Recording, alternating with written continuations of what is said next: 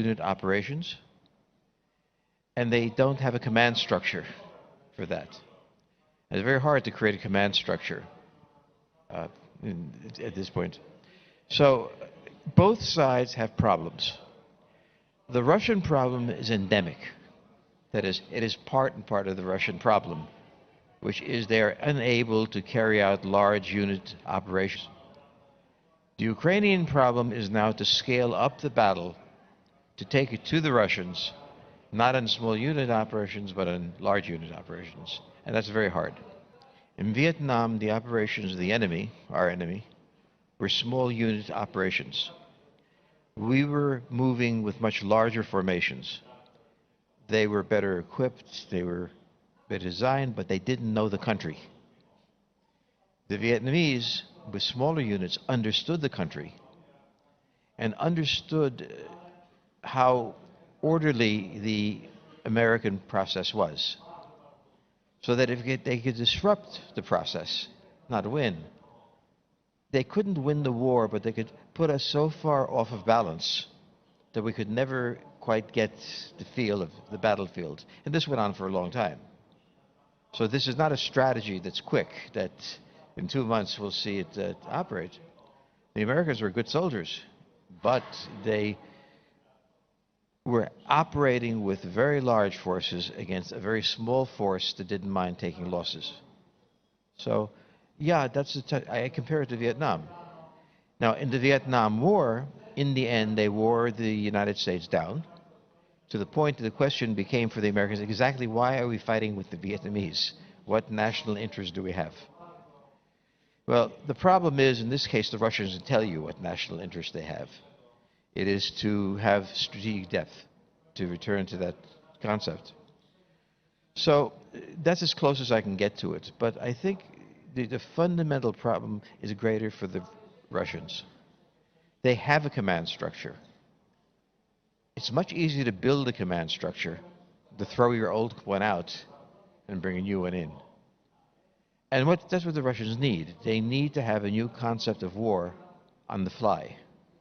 And that's very hard to achieve.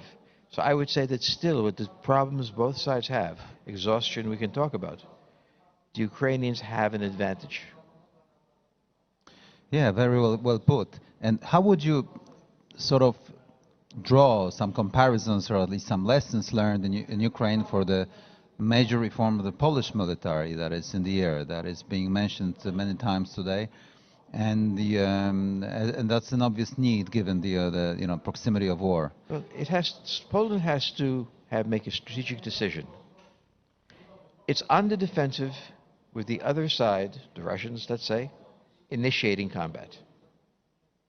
Well, in that case, small unit operations are excellent because they can't knock you out, and you have mobility, and their large weapon systems, tanks, are there.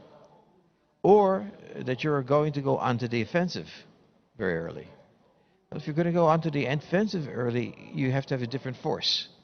A force that can pack a punch, that's mobile, that has heavy weapons attached, and so on.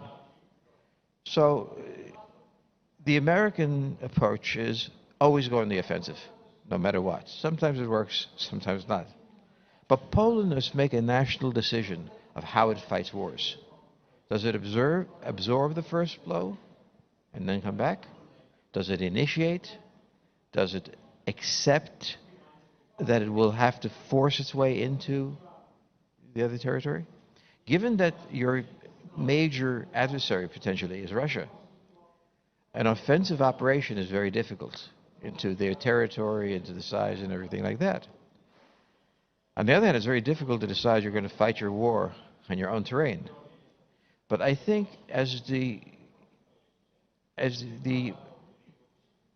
decision is made to modernize the force, alongside of it has to be a basic strategic concept, which I'm not sure that at this point Poland has. It may have one, but it is irrelevant. Yeah, it's widely known that there are 4 elements first you need to have your grand strategy. So what is your role in the international system and the region? Then competitive strategy against a selected enemy that is trying to keep you off balance or deter you from achieving the grand strategy objectives, and military strategy. Apparently you were referring to the military strategy, whether this is a sea domain or land domain, offensive warfare, defensive warfare. You need to choose something, right? In order to have the operational concept in place. Also have to understand what is on Poland's flanks. So Poland is, from an American point of view, and I think a Russian point of view, a small country. A well-armed country, but a small one. If I were the Russians, I would not attack Poland directly. I would come up through the flanks, through Belarus, or more likely through Slovakia, or something of that sort. So one of the things that Poland has to consider is a political question. Visegrad is not a functional entity. NATO may or may not be present. Probably it is, but enough power, I don't know. What is your relationship with the other countries at risk? The countries like Hungary, Romania, and so on. So one of the questions you have that decides whether you're on the defensive or offensive is who holds the flank. If the Russians hold the flank and are attacking frontally, all right, you're on the defensive, whatever your doctrine is. If, on the other hand, they can't have a flank attack, now you have options. So it seems to me that the Polish strategy really depends on how it integrates the flank countries into the equation. And I think it's very dangerous for Poland to be thinking about fighting alone. Because the Russians may not be fighting well, they have a lot of equipment. And if you have to fight on two fronts, forward front and a southern front, for example, well, now you've spread your forces, your command structure, and so on. That's very difficult. Yeah, just building on what you have just said, are we suggesting here that Poland should think about the regional coalitions of the willing or some alliances? Like, you know, if Ukraine is a southern flank that protects southern approaches, if the Baltic states are the northern flank of Poland protecting the, you know, the northern approaches, let's skip the Kaliningrad enclave thing for a while. Then it's us that can flank the Russians in Belarus and so on, right? And create operational and strategic dilemma for them. You have to close off Russian options. The fewer options they have, the more predictable they are, the more you can mass your force. The relationship, there's a commonality of the Eastern Front, what I'll call. From the Baltics through Poland, Slovakia, Hungary, Romania, south. You have a common interest. You have a common history.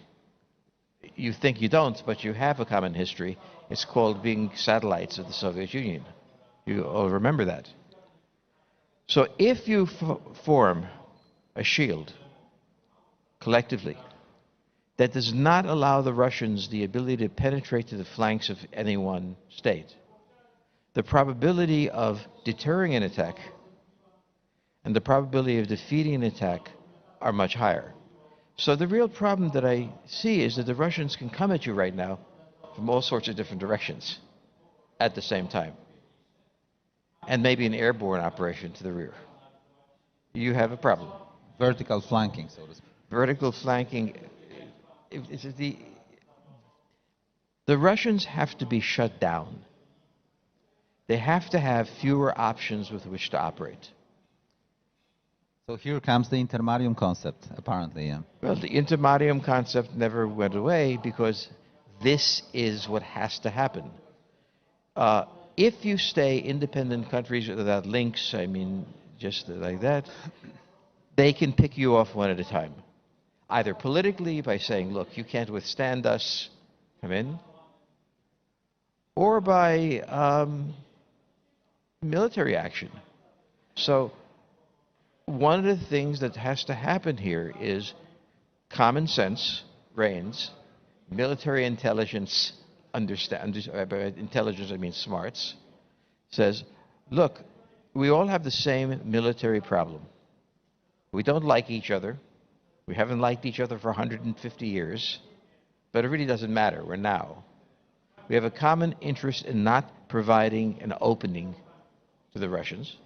We have a common interest in arming so that this opening isn't there. And then, for example, the United States has someone to ally with. One of our problems in Europe is we never know who our allies are. This is true of NATO as a whole, but it's true of this region because, for example, if NATO doesn't come in, the United States has a vested interest in maintaining and limiting Russian penetration. We cannot allow Europe to be overrun by the Russians. Extreme statement, okay? This is our line of defense. We understand that. Generals like Hodges understood that. I understand that, but that's not worth much. But the point is, unless there is a shield on Europe, which the Americans would pay for, they would be very happy to see the shield. But if you wind up with the secular, strange battles that occur, I was born in Hungary and I don't understand them. If that continues, then the Russians will flank you and pick you off one at a time. So what do you, in that context, what do you think about the final outcome of the war in Ukraine, and whether after the, what is your guess? You know, what is your guess, educated guess? And the question is whether after the war you will be thinking about the formal alliance with Ukraine to create intermarium, because actually there are two anchors of intermarium. It's Poland and Ukraine. All other things are additions, so to speak, yeah, to it. No, they're roads into Poland. You must not think of them because they're smaller or that they're, you know, not critical. Your flank is critical. That's your flank. The Baltics, Belarus, these are the flanks. And in ground warfare, flanking the enemy is critical. Now, the Russians, interestingly, are looking for a flank. Their problem in Ukraine is they're desperately looking for the flank. How do they turn the enemy? How do they... There isn't one, because the Ukrainians are preventing them. There's no fixed basis. Now, the problem is Ukraine as a battle is not emblematic of battles in the Eastern Europe. And from the American point of view, the question is, all right, what is the line we defend? What is the line that can be defended or must be defended? I think I would argue that the American position is the line that must be defended is the Baltics down to Romania, Moldova. In this line is a shield for Europe, and Ukraine is somehow out of this line. Now, we went into the Ukraine poorly planned, in the sense that the United States was not clear what it has, but it was a simple war. They want weapons, we have weapons, they need this, they need that. But notice that American troops are not deployed. It would be an arena in which we would find it very difficult to fight.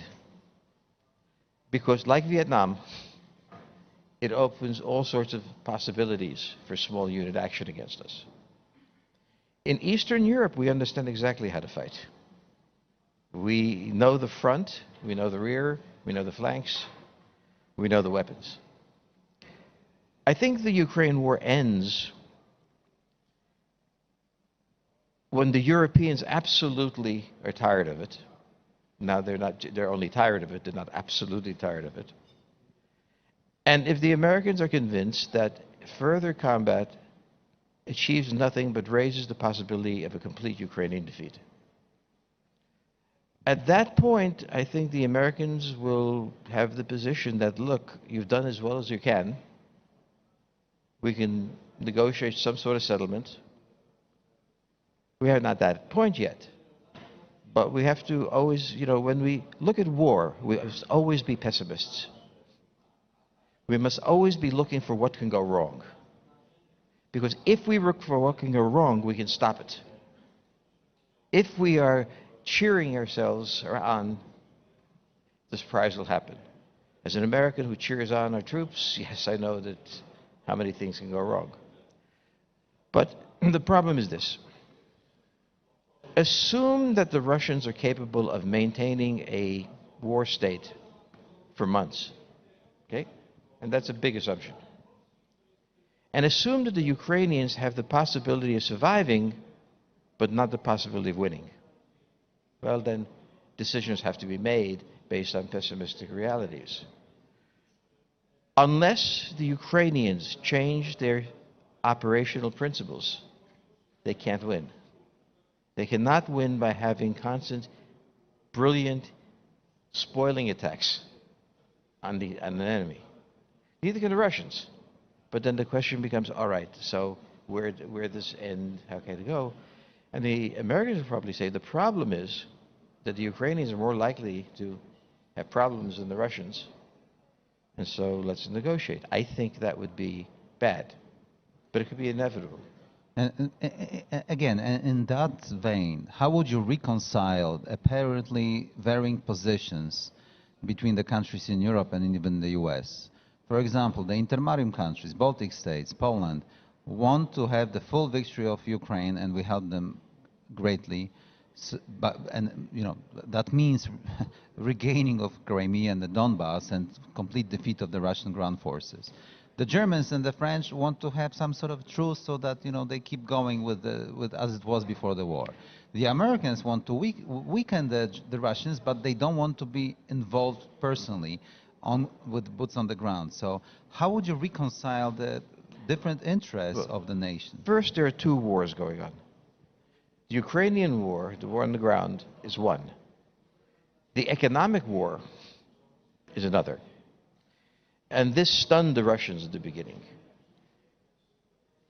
The Europeans were forced into participating. First solidly, now they're realizing... Reluctantly. Well, I mean, reluctant in what? They participated. Now they're starting to realize that the cost is there. But it really doesn't matter from the Ukrainians, because the Germans aren't doing anything. The French aren't doing anything. This is an American war.